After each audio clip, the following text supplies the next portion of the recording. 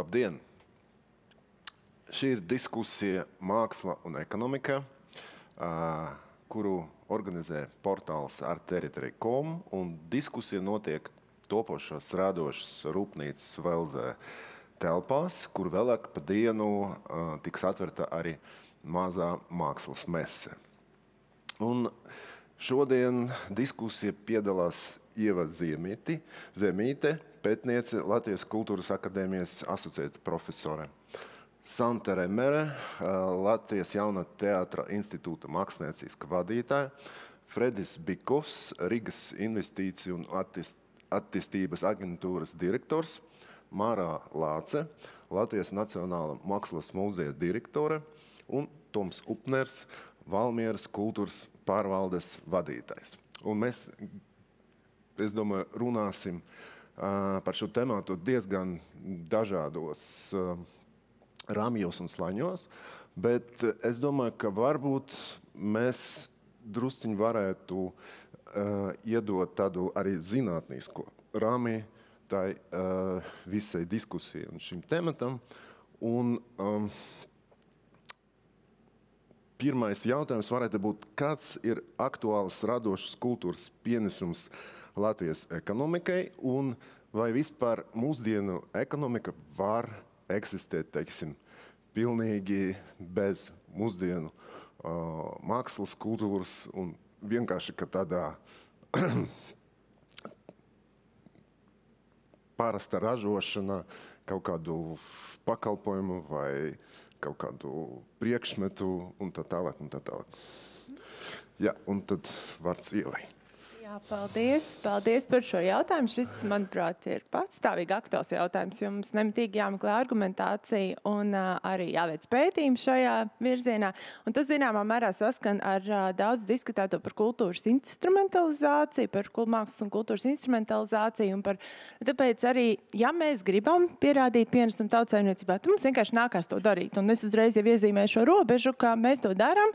Latvijas Kultūras akadēmijā, Rīgas Tehniskajā universitātē veicot šos pētījumus, un tā ir vēl viena lieta, ko mēs labprāt nedarītu. Mēs ļoti labprāt neinstrumentalizētu kultūras un mākslas nozares, bet meklējot argumentus mums nākās, un viena no šīm te iespējām ir skatīties nozaru griezumā, un pirms jau 2 gadiem mēs pirmo reizi veicām šo pētījumu, bet tad nemitīgi nākās to arī atkārtot, tad skatīties, kāds ir šīs te R-koda māksla kultūra izklaide pienesums, kurā ir principā visas gan komerciālās, gan nekomerciālās aktivitātes un viss, kas ir attiecināms uz sektoru. Tāpat laikā kaut kas tur paliek ārpusē. Ja mēs runājam par dizainu, ko mēs nevaram noķert, kas ir horizontāls un kas principā pievieno vērtību itin visam, bet lai mēs saprastu un lai mēs varētu parādīt kādu skaitlisko vērtību, tad mēs paliekam pie šīs te pieejas, ka mēs sadalām nozarēs, tātad 21 nozare, kultūra, māksla, izklaide, atpūta 9. vietā ar pienesumu tautsaimniecībai. Ja mēs ieguldam šo te 1 eiro, tad 2,5 ir šis te multiplikators, un mēs varam secināt, ka 1,53 eiro tiešā veidā nāk atpakaļ katrā nozarē. Un tā ir tā lielākā, man liekas, tas domāšanas veida maiņa, kurā mēs ejam un sakam, nē, vispār par tā pozicionējam, ka kultūra, māksla ir pienesums tautsaimniecībām. Tā ir. Tas ir pierādīts, ekonomiski mēs varam to pamatot. Jā, būvniecība ir lielāks pienesums tautsaimniecībā, ja mēs gribam saskaitīt, kuram ir. Mēs ļoti labi zinām, kā silda ekonomiku, būvniecību, bet tā proporcija starp būvniecības un kultūras ir 0,5. Un man liekas, ka tā ir ļoti svarīga ziņa, ka tā kā mums ir jāsaprot arī, cik liela ir tā papildus pievienotā vērtība, ko mēs nevaram noinstrumentalizēt. Un ja mēs varam ar ekonomiskiem argumentiem sacīt, šeit jums ir pierādījumi šādi, un, protams, vienmēr, tik līdz kā mēs palūkosimies uz sociālo pienesumu, uz pienesumu radošo, pašizpaužu pienesumu, un vispār vienmēr beigās arguments nonāk pie tā, kāpēc tad kultūra vispār ir jāinstrumentalizē. Un tas ir vēl viens ļoti nozīmīgs diskusijas jautājums. Es meklēju visādas kaut kādas jau esošus rakstus un atsauksmes uz šo tematu, un izrādījies, ka 2013. gadā, es nezinu, kāpēc es runāju 2 mikrofonus tagad, bet 2013. gadā notika ideju festivāls ar šo nosaukumu Māksla un ekonomika, un to rīkoja Latvijas Jaunā teātra institūts toreiz un Zāna Kreisberga. Toreiz tas bija vienkārši kaut kāds arī jaunu formātu meklējumi un jauno projektu un darbu prezentācijas. Un šis jautājums mums paliek vēl joprojām aktuāls. Un vai, Santa, tev ir kaut kādas varbūt idejas par tiem jauniem mākslas un ekonomikas attiecību formātiem? Šī ir ļoti plaša tēma, tā kā viss šis uzstādījums izrunāt visu mākslu un ekonomiku mēs stundā noteikti nevarēsim. 2013. gadā es Latvijā nebiju, bet es zinu, ko darīja Teātra institūts jau kopš 90. gadiem. Tātad mūsu darbinieki, kuratori, producenti daudz brauc uz citām valstīm un veic šo pieredzes apmaiņu, un ir savā ziņā arī šīs sejas, kas pārstāv Latviju dažādos starptautiskos mākslas fórumos. Pirmie, kas iepazīstas, pirmie, kas ierauga, kas atved kaut kādas idejas un vēlas tās iztestēt šeit. Un tad jāņem vērā, ka Teātra institūts un Homo Novus savu darbību sāk 90. gados ar ļoti atvērtām acīm un sirdi, vēlmi veidot šo sabiedrību, šo valsti, vest šurp kaut kādas domas, izmēģināt, pārbaudīt un tad saprast, kas šeit iedzīvojas vai nē. Un tādā ziņā intensīvi braukājot un skatoties ir vienkārši automātiski gribas padalīties ar to, ko tu esi noskatījis un sapratis, un ir diezgan ierobežots tas laiks. Homo Novus ir tikai 2 nedēļas, ir daudz visādi ierobežojumi, cik mēs varam atvest un parādīt, un tā sajūta ir tāda, ka, liekas, tu esi piesmēlēs iedvesmu, tev gribas parādīt vēl kādā projektā, vēl kaut kā eksponēt to, kas varbūt varētu vēl kādu interesēt, izņemot šo mazo bariņu cilvēku, kas braukā un skatās. Un es domāju, tāda motivācija bija 13. gadā, tāda motivācija bija 90. un tāda motivācija mums ir joprojām. Un jo vairāk mums šo logu sašaurina un iespējas kaut kā dalīties, jo kaut kā absurdāk tas kļūst. Es, teiksim, arī palasīju pirms šīs diskusijas, skatījos, kāda ir veikta arī Kultūras akadēmijā pētījumi par tautsaimniecību un kultūru. Un skatos, tiek runāts, kā mēs nevaram nodalīt, kurš teātris, kāpēc saņem īsti subsīdijas, kurš mums vispār ir komerciāls, tādu nav, gandrīz viss ir valsts subsidēti, vai viņi strādā uz mainstreamu, vai viņi strādā uz inovāciju. Un būtībā vienīgais vārds, kas tiek pieminēts pie tā, kas patiešām nes inovāciju, ir Homo Novus festivāls. Visā garā rakstā par Latviju un teātriem. Un šī joprojām ir maza šaura nišiņa, uz kuru ir liels spiediens, uz kuru gaida neatkarīgā skatuve, uz kuru gaida daudz jauni mākslinieki, un kas vienkārši nerisinās tajā pašā laikā, mēs varētu nodrošināt, un es domāju, arī citas organizācijas, kas daudz ceļo, skatās, pēta, analizē, varētu daudz plašāk dalīties, ja mēs biežāk nodrošinātu kaut vai šādus paneļus, platformas sarunām, kur mēs varētu apmainīties domām gan ar tautsaimniecības ekspertiem, gan ar citiem kultūras jomu ekspertiem. Kaut kā tā. Es tikai varbūt tādā reģionālā mērogā par to kultūru un ekonomiku, tad skaidrs, ka, manuprāt, Latvijas pašvaldība diezgan skaidri saprot un pozicionē, kad kultūra tā ir būtiska ekonomikas sastāvdaļa. Tie, kas strādā nozarē, būtībā veido arī to pašvaldības gan tēlu, gan arī ieņēmumu bāzi, ko mēs pēc tam ieguldam savu funkciju īstenošanai. Tādai diskusijai par to, kultūrai būt vai nebūt ekonomikā, ir. Tad skaidrs par to, vai kā mērīt tos ieguvumus, tad tas ir tas pētniecības darbs, un tur tiešām visām pašvaldībām noder jebkurš pētījums, kas tiek veikts nacionālā līmenī, jo pašiem uz vietas nav ne tāda resursa, ne būtībā arī laika. Tā kā būtībā tā pētniecība un argumentācija ir ļoti svarīga, it sevišķi tiem praktiķiem, kas mēs nozarē strādājam reģionālā mērogā. Tiešām pamatot, parādīt, kāds ir tas pienesums gan no tādām, teiksim, tradicionālām un saprotamām kultūras vērtībām, kas katrai pašvaldībai ir savs, gan arī no tā, ja mēs gribam kaut kādus jaunus impulsus. Jo reģionā to cilvēku, protams, pie tiem jauniem impulsiem ir daudz sarežģītāk pieradināt, parādīt, pamatot, kāpēc mēs vienu vai otru lietu daram. Un ko tas ieguldījums nozīmē ne tik daudz varbūt finanšu ziņā tajā brīdī, bet ko tas pēc tam nes tajā ekonomiskajā plāksnē un ko tas pēc tam nes tajā sociālajā un dzīves kvalitātes plāksnē, kas ir svarīgs jebkurai Latvijas pašvaldībai, kur tas, ko mēs tiecamies sniegt saviem cilvēkiem, ir labu dzīves kvalitāti. Un tur kultūra ir absolūti izšķiroša loma un nozīme. Un es tev vienu praktisku piemēru, ko mēs īstenojam šajā gadā, bija Valmieras pilsētā rotaļu skatuve. Pilsētvides objekts, kultūras process, ko cilvēkiem bija no sākuma grūti varbūt izstāstīt, ka tas nav tikai skatāms notikums, bet ka tas ir vesels process, tas ir kultūras notikums, un ka kultūra nav tikai koncerts vai dejas nodarbība, bet ka kultūra var būt daudz plašāks skatījums uz procesiem, ko mēs darām kopā ar māksliniekiem un pilsētvides veidotājiem. Un tās ir lietas, kas vienkārši cilvēkiem ir jāstāst, un jā, tas jau, ko minēja, tad droši vien vieta ir diskusijām un arī tādai reālai pieredzei.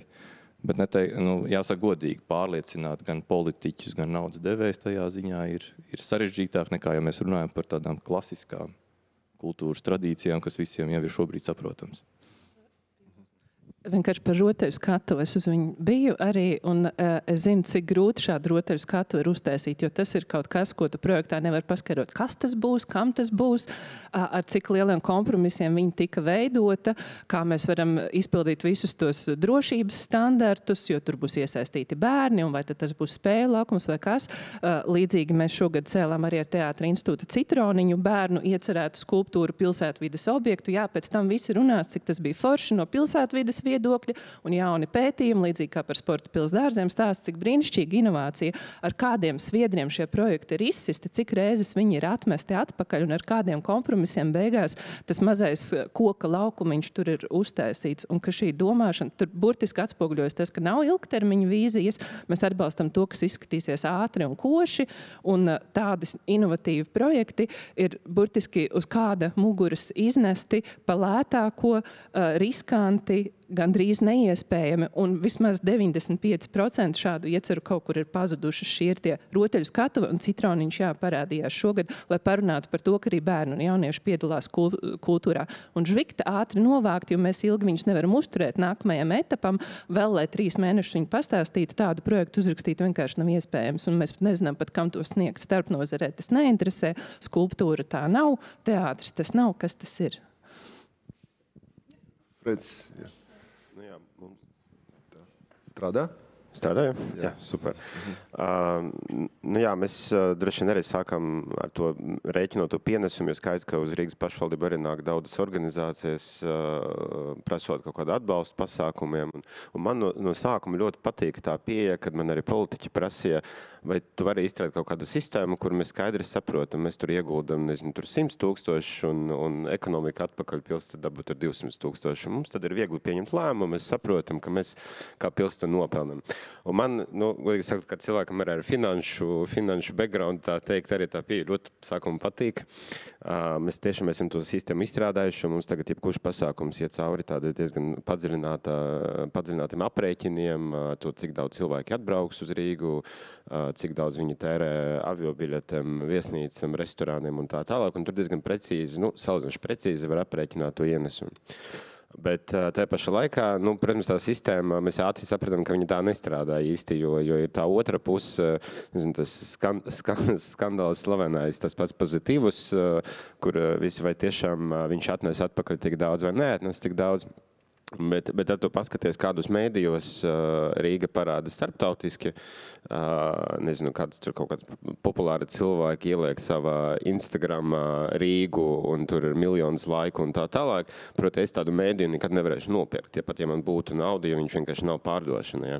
Un tā ir kaut kā tāda atpazīstamība, kas pilsētas mārketings, kas ir mana atbildība, un mēs vienmēr tā aprēķina, ja tas aprēķins ir pa negatīvu priekš tā organizātora, bet mēs redzam, ka apakšā ir kaut kāds pienesums mārketingam, tēlam, tāda veida saturisks, tad mēs vienmēr rakstam arī savu atzinumu, ka šo nav iespējams aprēķināt, bet mēs redzam kaut citu.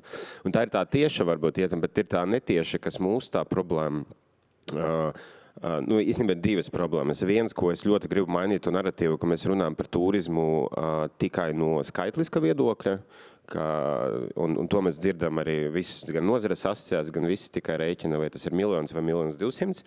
Bet, manuprāt, ir jāsāk skatīties vairāk uz to, kāds tas turists ir un cik viņš atved naudas ekonomikai. Un noteikti kultūra, tā turists, kas ceļo ar kādu kultūras mērķi, viņš ir maksātspējīgs turists. Tas ir viens. Un otra problēma mums ir, ka vidē turists pavada Rīgā 1,7 naktis. Tas ir ļoti maz, ļoti daudz ceļo cauri visai Baltijai. Un, protams, mums ir jāatbalsta gan kultūra, gan arī cits nozares, lai radītu to saturu, kas to cilvēku patur šeit. Un to arī nozares saka, ka mums varbūt skaitliski šobrīd mēs jau diezgan tuvojamies tam turistu skaitam, kas ir bijis pirms Covid, bet viņš paliek mazāk.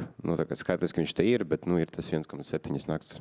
Jā, ja drīkst, es vienkārši uzreiz par šiem abiem jautājumiem tā kā kompleksi gribēju pakomentēt, jo mēs pie kalkulātora un atteicāmies no kalkulātora, kas ka mērītu katram festivālam ekonomisku ietekmi. Manuprāt, kaut kāds pēc Rīgas tad kultūras galvaspilsētas projekta, kad bija starptautiskā kora olimpiāde, tad bija pilnīgi tāds entuziasms un iniciatīva, ka mums tagad jātais kalkulātors, un tagad visu mērīsim, un tagad visu noteiksim, un mēs saprotam, cik mēs daudz nodarīsim pāri nozarei, un cik ļoti liela daļa no tiešām jēdzīgiem projektiem, projektiem vispār vairs neizies šo loku, jo mēs fokusēsimies tikai uz turismu, jo tie ienes naudu nesalīdzinām daudz vairāk, ātrāk un ar izmērumu rezultātu. Ja, tad sociālais return of investment vairs neeksistē zināmā mērā, ja mēs to no fokusu noliekam, paši pasakam, ka tas ir svarīgākais. Un tam mēs nonākam diezgan drīz droši vien pie tā overturismu, kas šobrīd ir viens no Eiropas pilsētu lielajiem bažām. Mums līdz tam vēl tālu, bet tas ir tas, kur mēs negribam dzīvot. Un tas ir kaut kas tāds, kurā mēs pētot pilsētas un pilsētu iedzīvotājs, tā vēlme dzīvot tajā kvalitatīvajā dzīves vidē ir viens no tiem iemesliem, kāpēc cilvēki pieņem lēmumus dzīvot tur vai kaut kur citur, jo darba iespēja šobrīd ir jau citā līmenī un iespēja izvēlēties ir arī citā līmenī. Un mums, prāt, tas ir tas kompleksais skatījums, tas kopīgais vienotais skatījums uz visiem jautājumiem un arī uz to, kā mēs risinām projektus, kas neierakstās kaut kādos rāmjos, kā mēs risinām mums bija diskusija Radio Naba par būvu atļaujām, kuras nepiešķirt vietām, kuras nav izgājušas cauri oficiālam, jo tur neko nedrīkst darīt, tur neko nedrīkst būvēt, kuras ir kultūra vietas. Un tas nekad nebūs, un kā jau mēs secinām, to mēs nevaram izdarīt uz priekšu, to mēs vienmēr darīsim likums, mēs kārtosim atpakaļ, normatīvos regulējumus.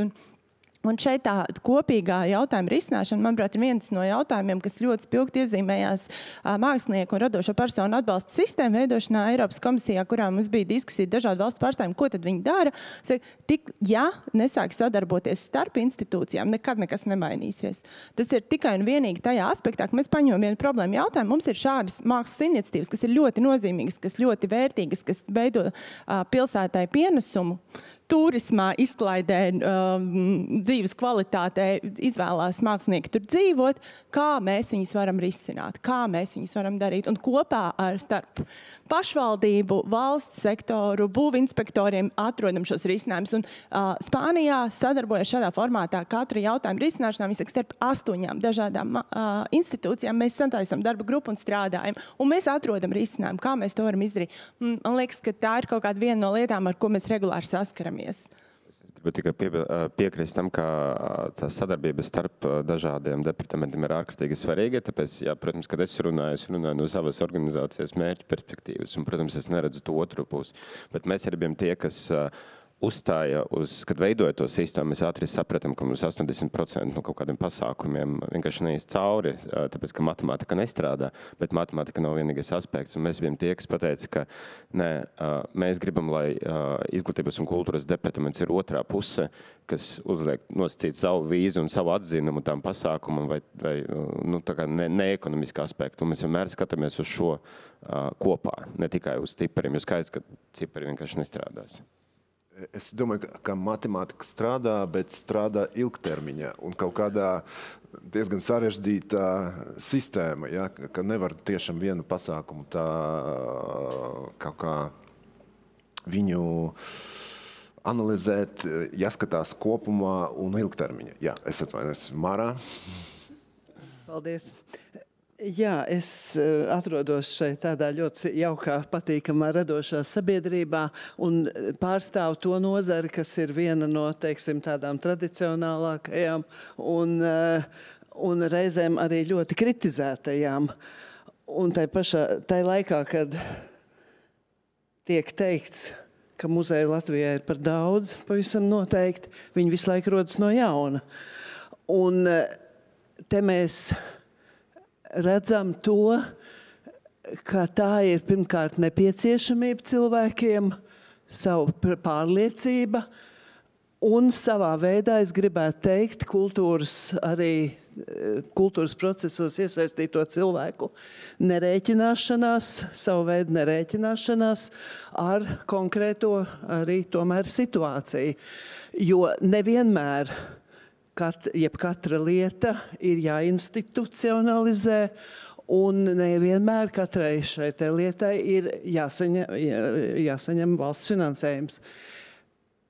Ir tas, ka kultūra ir ekonomikas daļa. Tas ir pavisam nepārprotami, protams. Un šīs diskusijas par to ir jau bijušas no seniem laikiem. Es esmu drusciņi pētījusi, kā saka, muzeja vēsturi Latvijā. Un tiešām arī 20. gadsimta 20. gados, kad tika izveidotas šīs Nacionālās kultūras institūcijas lielās, tātad, kad uzskatīja, ka bez tām nevar pastāvēt, teiksim, šī te kultūras aina arī vai valstiskuma, viss šī definēšana, tad tās diskusijas bija principā tieši tādas pašas. Ja. Tā kā nekas šai pasaulē nemainās. Un es tomēr gribētu teikt, ka mums ir jāsaprot, ka tai kultūras ainā mums pastāv šīs, teiksim, institucionalizētās lietas, kurām ir savi uzdevumi un savi mērķi un kāpēc tās ir radītas. Nav jau tā, ka tie cilvēki, kas tur strādā, viņas ir radījuši. Tātad tās ir radītas kaut kad ar nopietni pārdomājot. Un, protams, ir šī neinstitucionalizētā vide, kas ir ļoti radoša un no kurienes ir jānāk tām jaunajām idejām savukārt atkal. Es gribētu arī piebilst, ja var. Pirmkārt, viena doma, kas man nāk prātā runājot šo, ir tāda lieta kā pilsētai un valstī piemītoša harizma. Un māksla ir tā, kas nodrošina to sajūtu, to vārdos nenosaucamo, uz ko vispār mēs, teiksim, braucot uz Rīgu. Kāpēc arī, lai turisti kaut kur braukt, vai viņi tiešām brauc staigāt no Pētera baznīcas uz kaut kādu kiosku, kur nopirkt zeķes, vai tomēr brauc uz šo mītu, uz šo leģendu, uz šo priekšstatu, uz šo kaut kādu sajūtu. Un tāpēc man liekas, ka, ja runā, ka turismas ir daļa no Latvijas ekonomikas, tad mākslas gara uzturēšana ir viennozīmīga.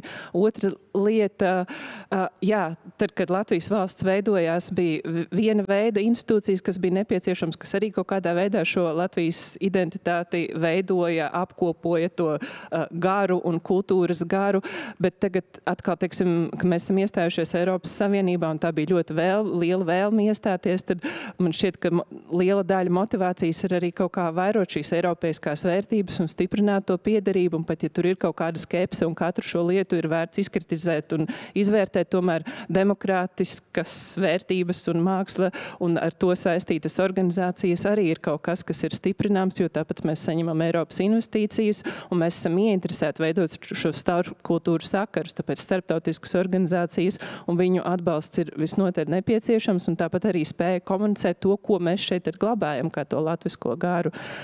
Un jā, tāpēc pārvērtēt, kuras lietas mēs uzturam tikai kā tradīciju un kuras lietas šobrīd patiešām pienes arī mums nepieciešamas vērtības, jo jā, ir valstis, kurās varbūt ekonomika nav saistīta ar mākslu, kurās ekonomika ir saistīta ar reliģiju. Es nezinu, kā ir Afganistānā, piemēram, mēs runājam par kontekstu, kāds ir Latvijā un par to, kāda mēs gribam būt, vai mēs gribam līdzināties Eiropas modelim, Krievijas modelim, Amerikas modelim vai Afganistānas modelim. Tas ir arī par izvēlēm, un ja politiski mēs esam izvēlējušies tomēr stāties Eiropas Savienībā, tas arī ir tas ilgtermiņa vektors, par ko mēs domājam, kādas organizācijas ir jāatbalsta. Modeli, kas man pēdējā laikā šķiet brīnišķīgs un modelis, kurā ir, kas tiek Islandē no tāda institucionāla atbalsta, ja, kultūras, ekonomikas un turisma ministrija, kas man liekas ļoti tāds ambiciozs, un es esmu prasījis kolēģiem, kāda tad ir tā realitāte, nu, vai šajā brīdī saliekot to visu kopā, vai tur kaut kas nepazūd, un viņi saka, nu, tas ir ļoti svarīgi droši vien arī no tā, kas ir politiķi un kas politiskās partijas, kas aizstāv šo ideju, bet līdz šim šobrīd, tātad 2024. gadā, pirmā vērtība, ar ko viņi iet, ir kultūra. Ja? Kultūra ir galvenais mūsu eksports. Un tāda ekonomika palīdz mums to visu kustināt. Un turisms ir daļa no tā, kas tātad ir ļoti nozīmīgi valsts ienākuma avots. Jā, mēs smējamies parasti, ka Reikjavikā gandrīz katram ģimenē ir režisors un mūziķis. Jā, tur 300,000 iedzīvotāji un būtībā kaut kāda trešdaļa no viņiem ir kaut kādā veidā saistīta ar kultūru. Kultūra apzināti ir šis eksports. Viņiem ir daba un kultūra, jā. Kas tad ir mūsu eksports? Jā, mēs varam, mums ir arī koki, bet man šķiet, ka māksla un kultūra varētu būt arī vēl viena lieta, kur mēs varam runāt par kaut kādu eksportu, imidžu, jā, tēlu un harizmu. Jā. Jā, man ir.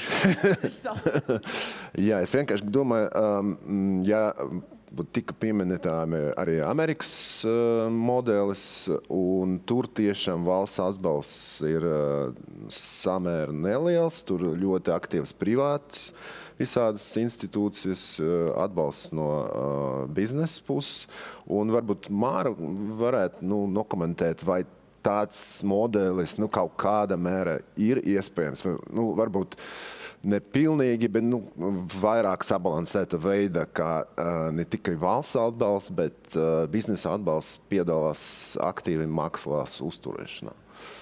Jā, Amerikas modelis, protams, ir mums visiem zināms, un šis Amerikas modelis balstās tradīcijā.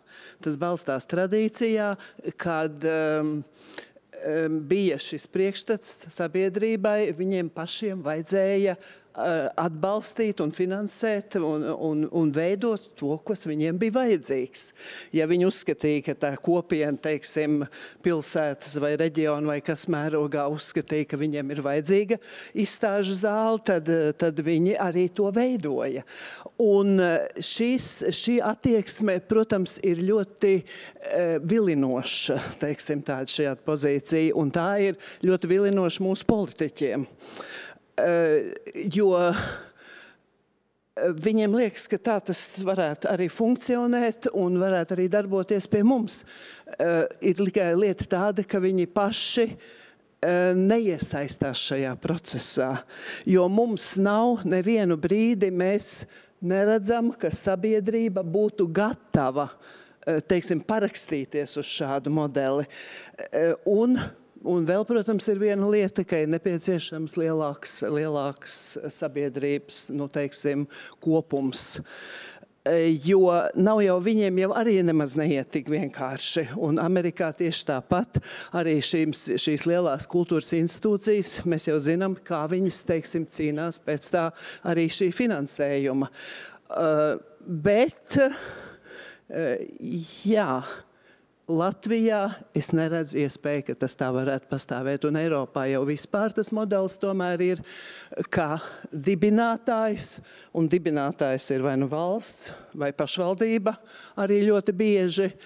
Un tad tālāk ir, teiksim, biedrības fondi un privāti un tā tālāk, ka dibinātājs ir tas, kurš, attiecīgi rūpējās par to un uztur to, ko viņš pats ir dibinājis. Ja. Bet vai mums vispār ir arī tie instrumenti, lai veicinātu plašāku biznesu iesaisti kultūras ražošanā? Nav. Uzreiz var pateikt, ka nav, jo uzņēmējiem šobrīd man ir viedoklis, ka mūsu uzņēmējiem, diemžēl, ir pa maz, laikam, naudas vēl, un varbūt pārāk maz laiks ir pagājis, lai šī izpratne veidotos. Bet atbalsta sistēma no nodokļu politikas, protams, nav.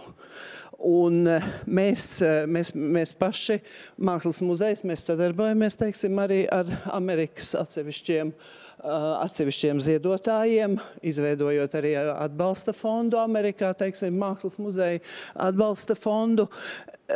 Nevarētu teikt, ka viņi ļoti naski nestos uz ziedošanu, bet tas, ka tur darbojās šīs nodokļu atlaides un tas ir iesaistīts, tas, protams, ir ļoti motivējošs savukārt faktors. Kamēr tas Latvijā nebūs, tādā, tiešā veidā, es domāju, ka nekas nenotiks.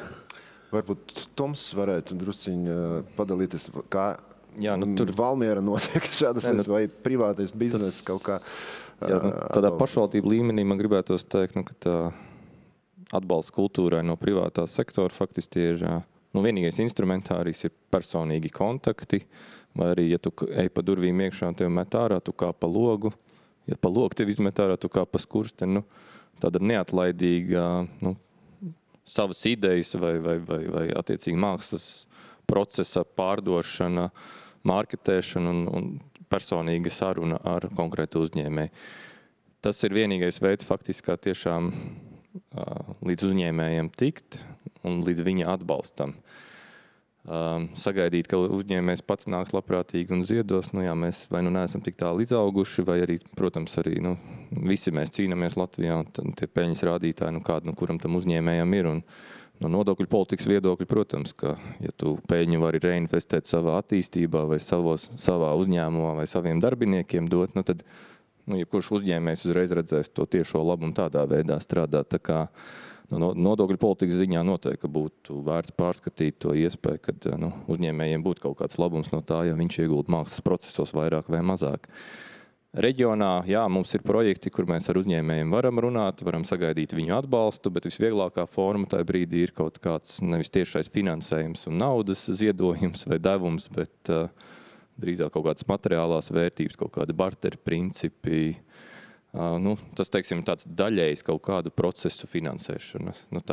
Tā kā pilnā mērā kāds uzņēmējs uzturēt kādu kultūras procesu reģionā, man nenāk prātā neviens piemērs. Mēs varam runāt par veiksmīgi kopīgām realizētām idejām. Kaut vai tāpat rotaļskatu, mums tur 2 uzņēmēji atbalstīja ar materiāliem.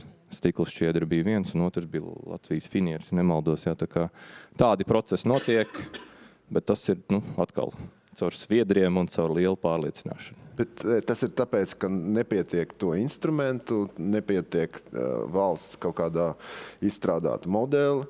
Tur droši vien varētu salīdzināt, kā bija tajā laikā, kad bija šie nodokļu atvieglojumi vai vairāk tad tika ziedots, bet cik ir dzirdēts gan par sporta nozari, gan par kultūras, tad nesot šim nodokļu atvieglojumam, tad faktiski tajā ziedojuma apstājās. Tas varbūt ir varbūt kaut kāds pētījuma vērts moments. Otrs ir pašvaldības, protams, arī palīdz kultūras organizācijām ar saviem instrumentiem, ko var izdarīt.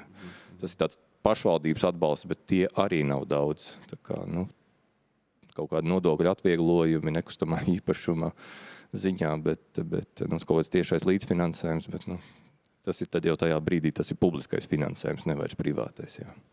Un es gribētu teikt, ka tad mēs nonākam pie tā, ka mums ir tikai valsts kultūra kapitāla fonds, kā vienīgais finansējuma tāds nopietnākais avots konkursu kārtībā, saņemot arī šo atbalstu, bet mēs redzam, ka tas praktiski tur visi vēršās un pieprasījuma apmēri tikai pieaug, vajadzības pieaug, vēlmes pieaug, un es gribu teikt, objektīvās vajadzības pieaug, ja? Un mēs jau redzam, kā to visu ļoti ietekmē inflācija un visi tie procesi, kas notiek sabiedrībā un ekonomikā. Un, veidojās nenoliedzami tāda spriedzes situācija Latvijā. Es domāju, ka tā ir ļoti nopietna, jo kā jau mēs šeit viskopā secinājām, tad kultūra ir tas mūsu eksports, ar kuru mēs varētu tiešām arī piesaistīt arī ārvalstu uzmanību. Man gribētu piebilst, ka kā mēs runājam, ka visas jomas ir ļoti cieši saistītas, un arī tā privāto uzņēmēju neieinteresētība varbūt atbalstīt kultūru ir saistīta ne tikai ar to, ka viņiem nav tik daudz peļņas, bet arī ar to, ka viņu klientus neinteresē kultūras produkts vai vispār kultūra un māksla kā tāda. Jo, ja, piemēram, es nezinu, tur Accenture klienti interesējas par noteiktu laikmetīgu kaut kādu mākslu un kaut ko, tad tā kļūst arī daļa no uzņēmuma tā kā imidža, un tad tas ir veids arī kā netieši komunicēt, radīt tādu stabilāku, labāku priekšstatu par savu uzņēmumu. Tā kā tas ir saistīts ar uzņēmumu imidžu, ja sabiedrībā intereses par kultūru, mākslu un kaut kādu attīstību un izpratnes par to, kas tas ir, sevišķi nav, tad, protams, labāk atbalsta kaut kādu tingeli-tangeli, kaut ko tādu ļoti redzamu un īsu, ātri, un tā tas fokus arī paliek ļoti īss.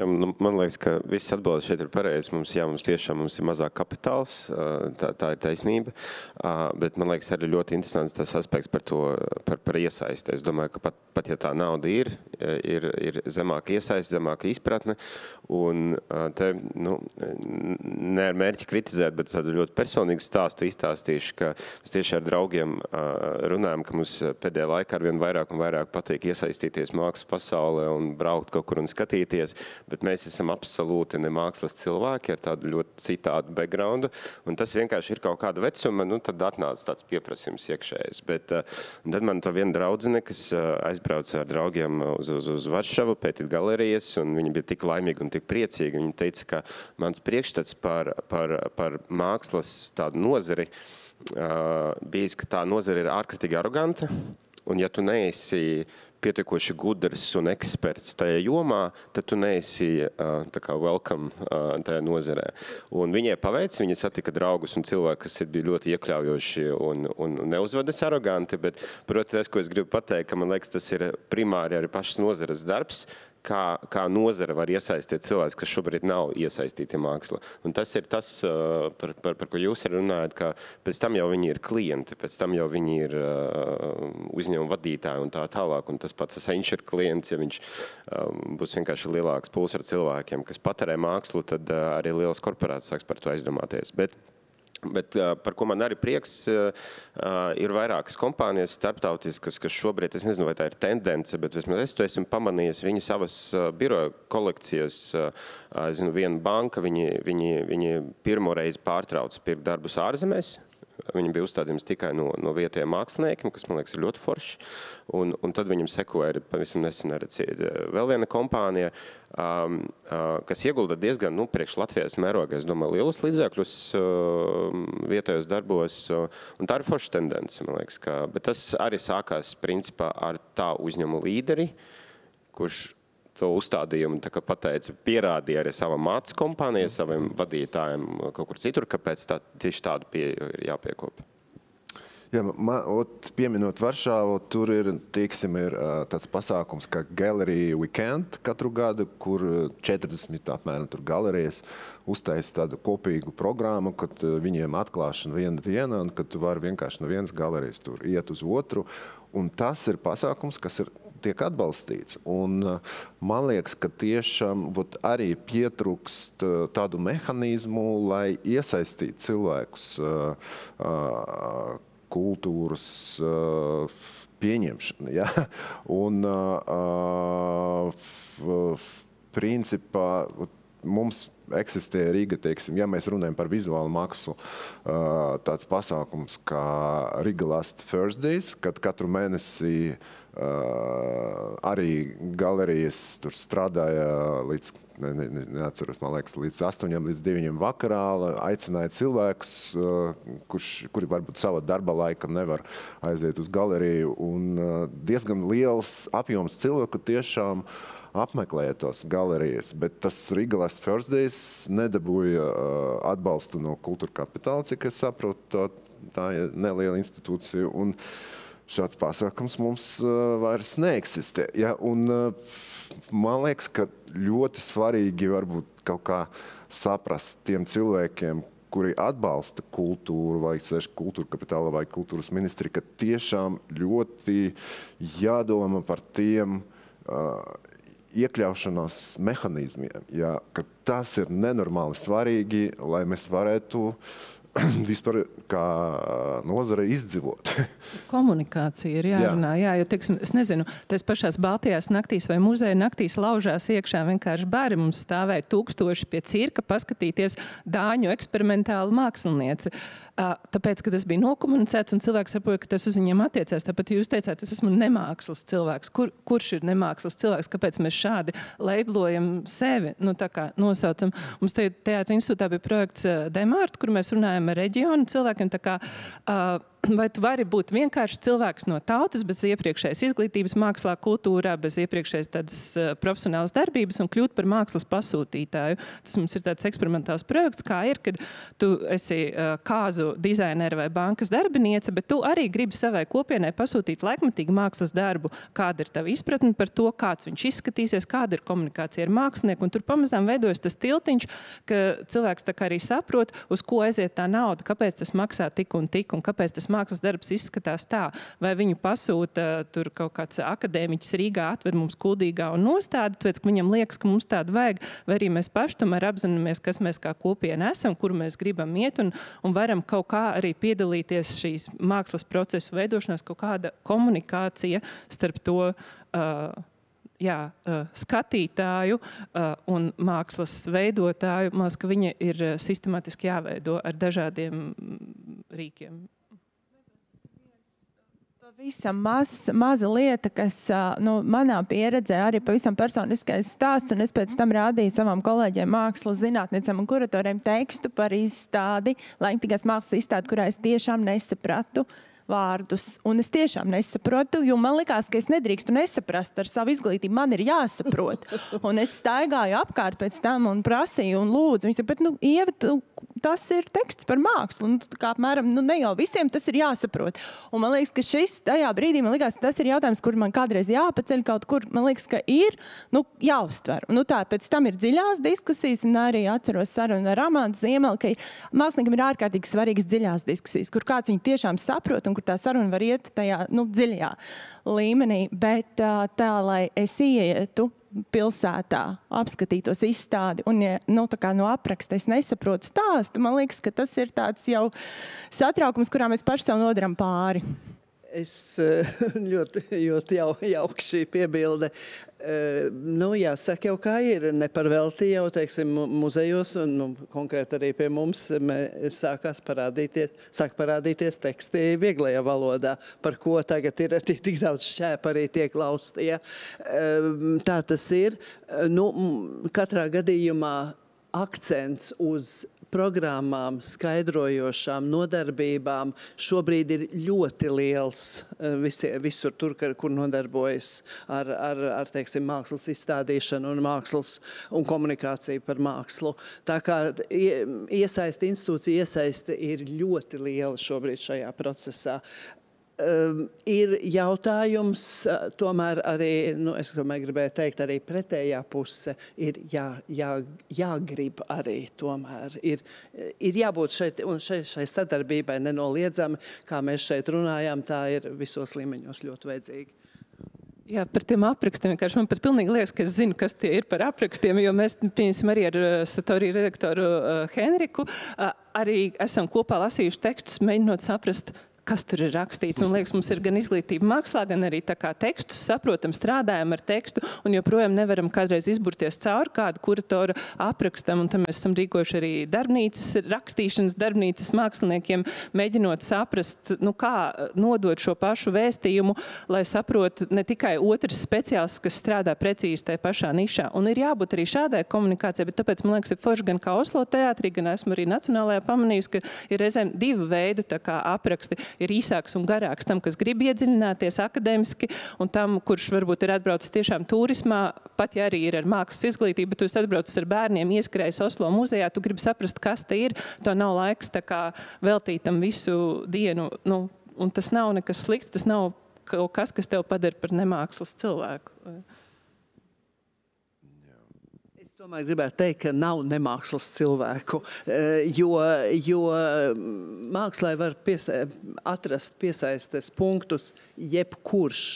Un tas ir tā, kā es kādreiz esmu teikusi, izstādē, teiksim, ir 100 darba eksponēti, Dievs sargi, jums nav jāpatīk visiem 100 darbiem.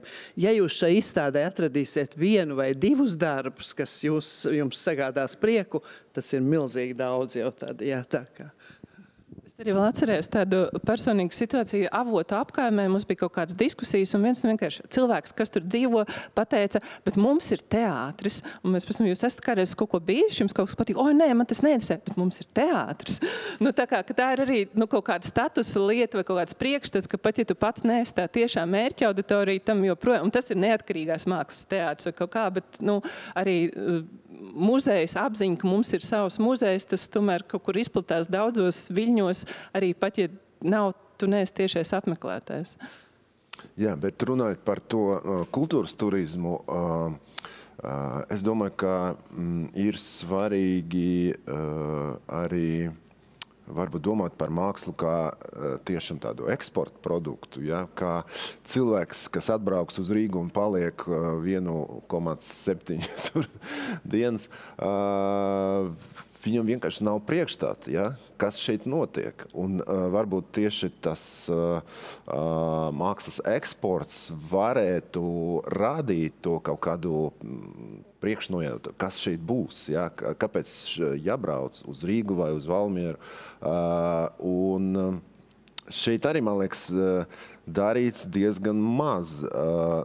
Protams, kaut kādu pasākumu ir atbalstīti, bet pat salīdzinot ar mūsu kaimiņiem, ar Lietuvu vai Igauniju, darīts daudz mazāk. Un arī atkal nav kaut kādu precīzu instrumentu tam visam. Teiksim, galerijas, ja runāsim atkal drusciņ par vizuālu mākslu, galerijas var piedalīties mākslas mēs kaut kur ārzemēs, bet pārsvarā viņi dara to ar saviem līdzekļiem un riskējot un tiešām nezinot, kas būs par rezultātu. Un, teiksim, no valsts varētu būt piedāvāts kaut kāds atbalsts tikai, ja, teiksim, tā galerija ir sijā, ja, un daudzas ir biedrības vai vēl, vienkārši tas modelis atkal, nav izstrādāts līdz galam vai nepastāv.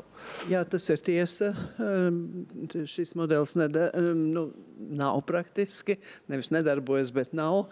Un ņemsim kaut vai to pašu Venēcijas bienāli. Tas ir ļoti prestižs pasākums. Dalība Venēcijas bienālē, tā ir praktiski neapspriežams jautājums. Kaut gan ik pa brīdim arī mūsu politiķu vidē es esmu dzirdējusi un saskārusies ar šo attieksmi, ka kāpēc mums ir jāiztērē tik daudz naudas, ko tas dod atpakaļ. Un tad ir šis jautājums, ko tas dod atpakaļ naudas izteiksmē. Ja? Un, protams, ka var rēķināt, un principā jau visu var izrēķināt naudas izteiksmē, ekonomiskajā izteiksmē. Bet tiešām mums ir, kā mazai valstī, ir ļoti jādomā par to, kā mēs sevi reprezentējam uz ārpusi, ar ko.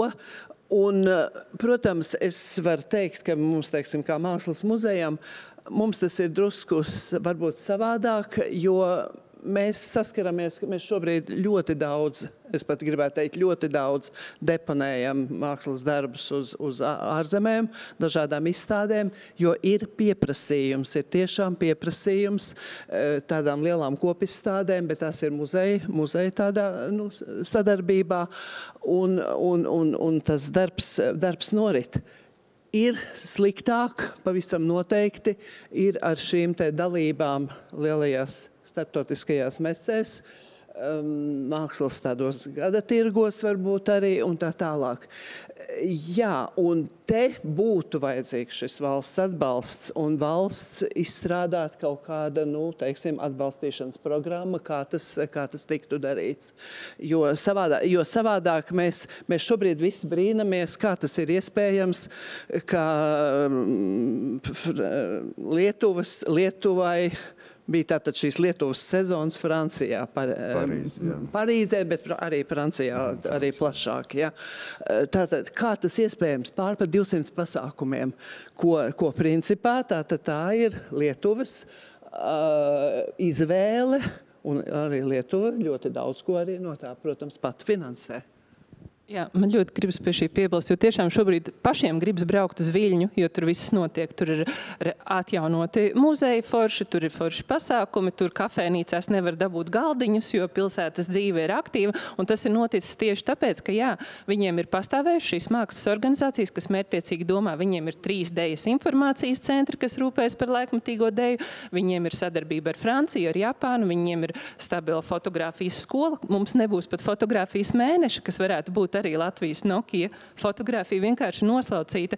Tikmēr es skatos, Lietuva ir uztaisījusi Baltijas katalogu, Japānā veikalos tirgojās. Viņi patiešām tās organizācijas, kas nebeidz viņiem darboties, viņiem, teiksim, jāzina, laikmatīgā deja tika sākta attīstīt jau 70. gados, nomainījās visa sistēma un kaut kas, bet viņi saglabāja interesi attīstīt laikmatīgā teātra un dejas scēnu. Mums visu laiku kaut kas karājas tajā loterijā. Es nezinu, es runāju ar studentiem, kas šobrīd patriotiski saka, kad es braucu uz ārzemēs Erasmus, visiem stāstu par Homo Novus kā foršāko lietu, kas mums notiek. Homo Novus katru gadu piedalās loterijā, un mēs nekad nezinām, vai viņš nākamgad būs. Es braucu uz Venēciju, es braucu uz Kaseli, tāpēc, ka tur ir dokumenti, es braucu uz Aviņonu, jo tur ir festivāls. Es zinu Angulēmu, tāpēc, ka tur ir komiks festivāls. Ir cilvēki, kas zina Rīgu, tāpēc, ka tur ir Homo Novus festivāls. Un tas ir kaut kas, kam var vienkārši decembra beigās nogriezt 30% samazinājumu un pēc tam pārmest, ka nav pietiekams saturs, vai mums vispār šādu festivālu vajag. Kaut kas, kas ir par mata tiesu, tā kā gada no gada rūpīgi uz entuziasmu veidots, un kaut kas, uz ko cilvēki brauc, mēs saņemam ēpastus katru dienu, vai mēs varam piedalīties jūsu festivālā, vai jūs pieņemat delegācijas, vai mēs varam braukt skatīties. Esam dzirdējuši, esam redzējuši, Gobskots saka, tā kā šī interese ir, bet mums nav ne iespēja neuzaicināt ārzemju delegāciju, ne vispār. Mēs nezinām, vai nākamgad mums šāds festivāls būs. Kāpēc mēs nepaturam tās vērtības, kas ir radītas arī pēdējos 30 gados? Kāpēc mēs nenovērtējam to, ko mēs esam sasnieguši?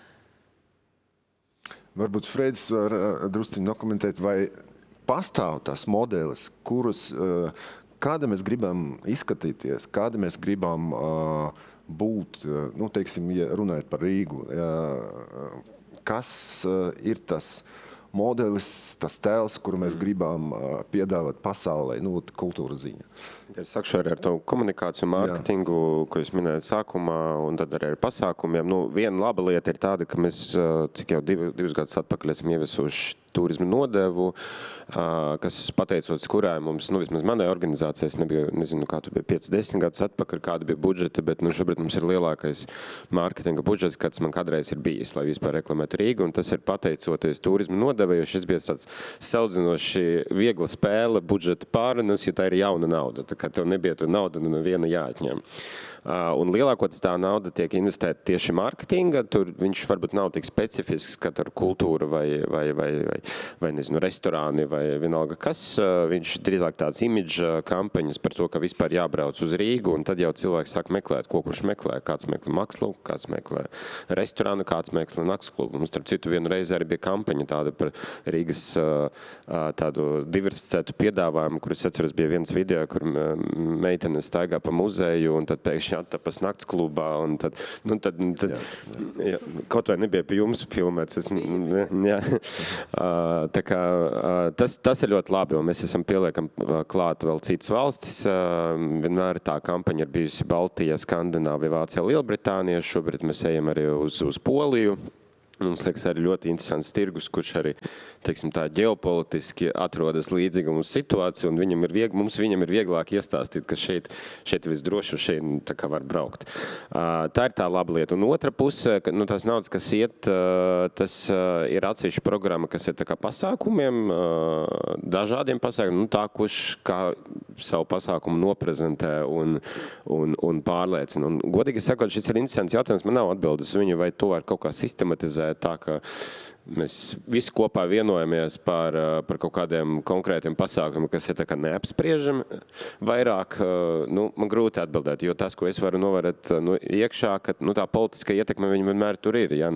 Jūs varat vienoties, mēs varam visi vienoties šajā politiskajā sasaukumā, būs nākamais sasaukums, kas vienosies par kaut ko citu. Jā, tā kā, es nezinu, kā panākt kaut kādu konsensusu šeit. Man šķiet, ka tā vienošanās, tas atslēgas vārds priekš tās vienošanās atkal ir spēja sarunāties, jo man liekas, ka Rīgas pilsētai, es atļaušos tomēr teikt, ir milzīgas problēmas.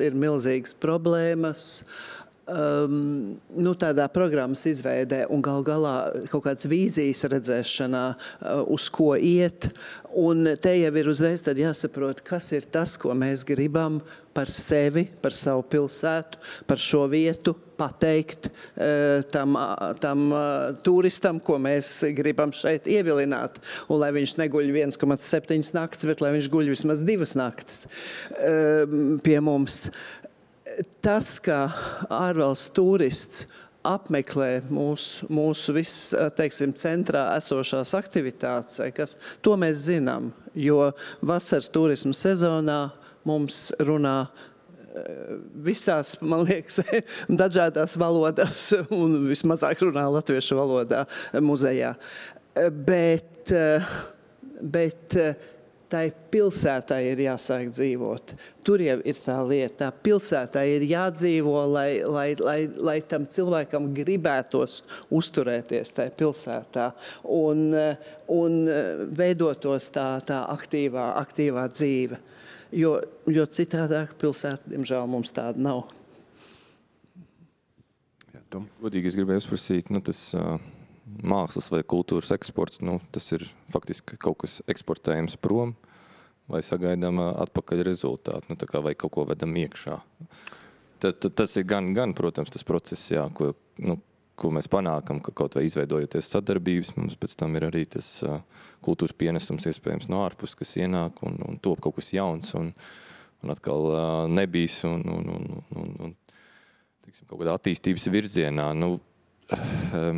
Par tādiem instrumentāriem man arī varbūt ir grūti atbildēt. Esmu lasījis vienīgais to iniciatīvu par tiem kultūras atašejiem, kas kontekstā ar iniciatīvu Eiropas kultūras galvaspilsēta, kurā pretendē arī Valmieras pilsēta, tad faktiski mums jau tur tika definēts, ka ir jādomā tādā līmenī, kā tad mēs to programmu aiznesīsim līdz tam Eiropietim. Un tur bija stāsts par to, kas tad būs tie mūsu kultūras vēstnieki vai stāstnieki par to programmu un procesu, ko mēs gribētu piedāvāt.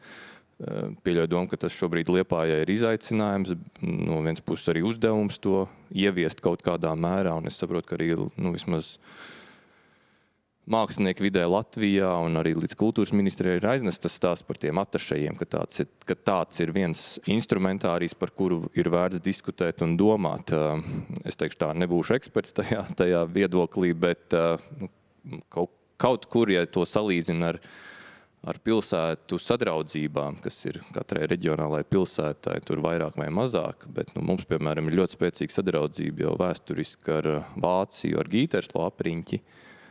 Tad gan kultūras sakari, gan izglītības sakari, gan politiskie sakari ir faktiski, kur mēs redzam to ieguvumu un tādu ciešu tiešām zināšanu un arī praktisko apmaiņu, kur viņi faktiski koordinē un organizē autobusus, kruīza brauciens no tā apriņķa, cilvēkus ved uz Latviju, patērēt mūsu visu veidu piedāvājumu, tajā skaitā kultūru, dabu, sportu. Un nesens piemērs bija man uzrakstīt tieši tā Vācijas pusi, kad tie paši dziesmu un deju svētki jaunieši, viņi brauks un grib redzēt un izbaudīt visu kultūras piedāvājumu Rīgā.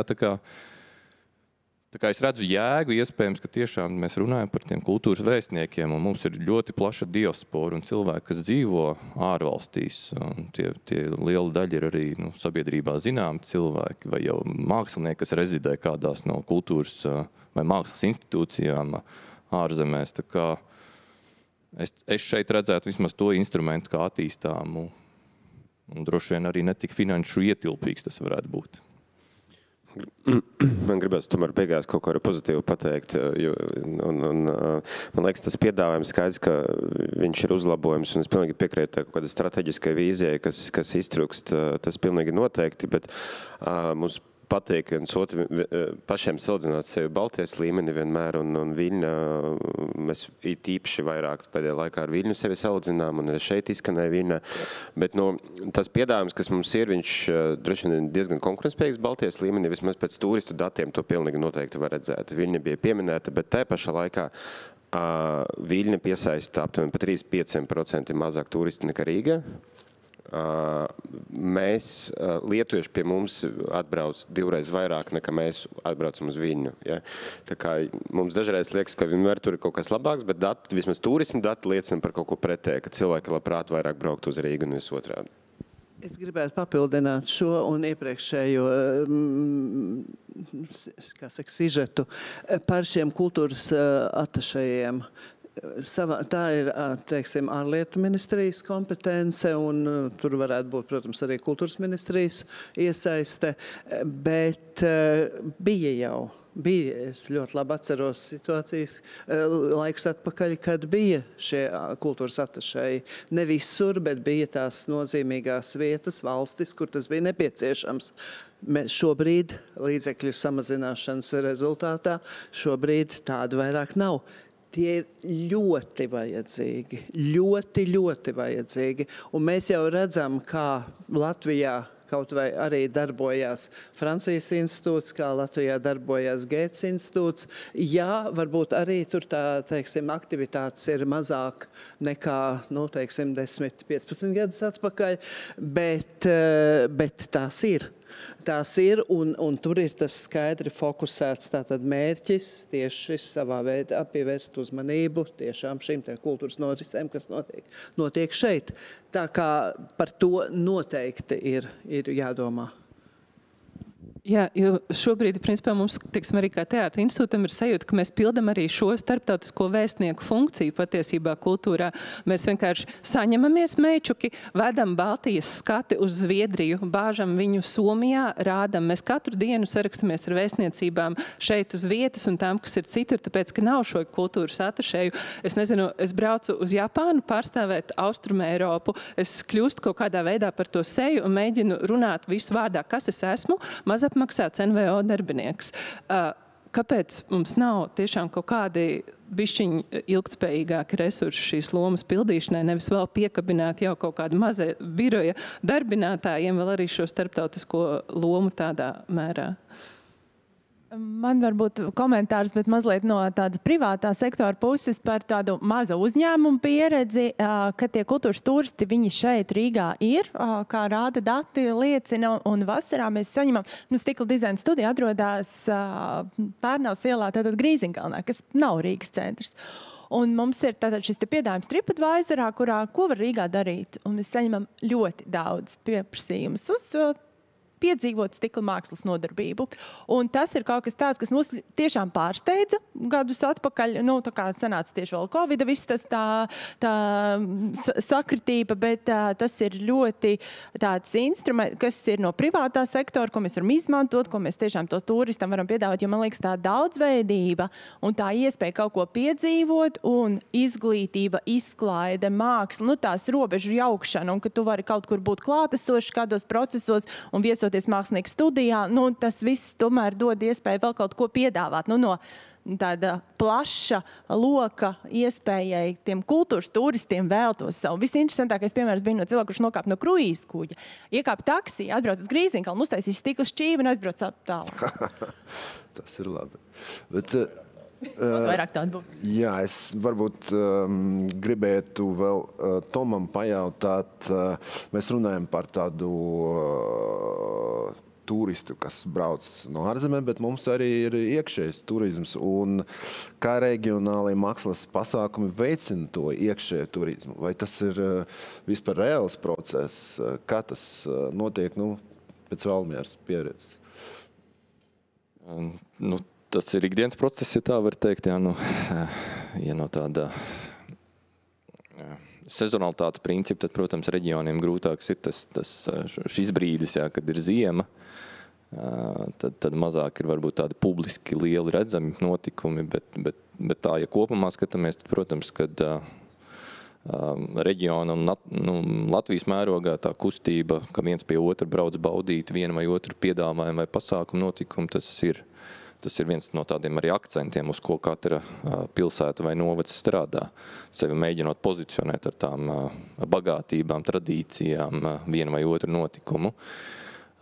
Tas notiek gan novada paša ietvarā, gan arī starp novadiem, protams, nedaudz izaicinošāk ir, teiksim, Valmieras novadam panākt, lai no Liepājas braukt pie mums ciemos, vai gluži liepājniekiem uzrunāt, lai valmierietis aizbrauc līdz Liepājai. Bet tāda iekšējā migrācija attiecībā par turismu, tas ir viens no galvenajiem īstenībā, teiksim, turisma uzstādījumiem, to, ko pašvaldības finansē un uztur. Otrs, protams, ir kaut kādi konkrēti mērķi tirgi, kas ir katrai pašvaldībai, kur mēs piesaistām turistus no ārvalstīm. Tad, ja teiksim, par Valmieras novadu runājam, tad, protams, ka mums vistuvākais un sasniedzamākais ir Igaunijas tirgus, un uz to arī mērķiecīgi tiek strādāts un domāts.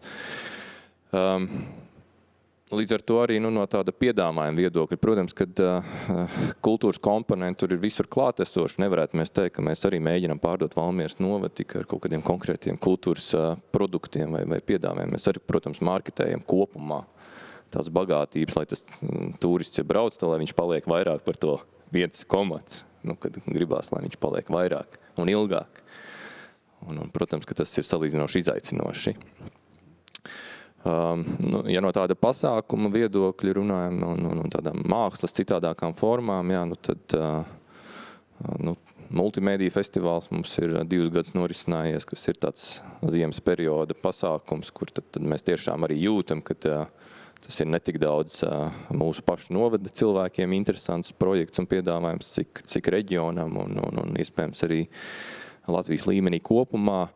Bet pats pirmais tāds uzstādījums mums bija Valmieras vasaras teātra festivālam nākt ar tādu jaunu formu, piedāvājumu gan vietējam cilvēkam, gan, protams, arī vairāk vai mazāk, lai uz to nedēļas nogali tad mums atbrauktu ciemiņi no citām Latvijas vietām.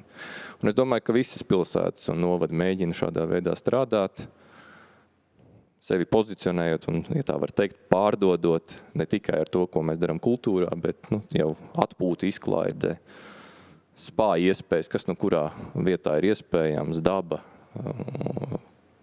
aizmukt no kņadas kaut kādos klusuma brīžos. Tā kā mēs tad kaut kur diskutējām. Jums izdodās ar lēno turismu notur, jo es atceros, ka ir bijuši daudz diskusijas arī Vidzemes plānošanas reģionā, ka tā kā pateicoties visām tām bagātībām, kas ir šajā reģionā, varētu to turistu noturēt lēnā ceļā. Es domāju, ka tā īsti līdz galam nē.